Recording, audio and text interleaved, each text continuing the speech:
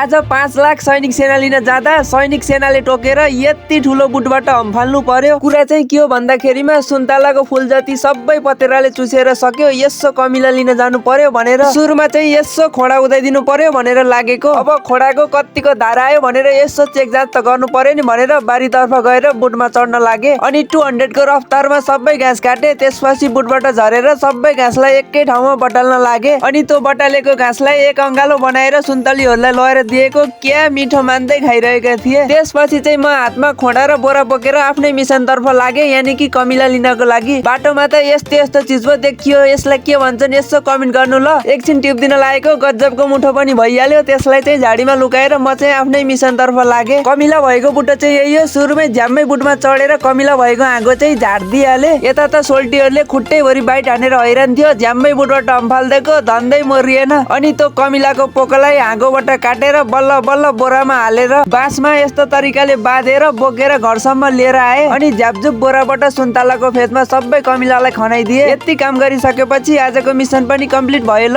आजको लागि यति नै। जय नेपाल।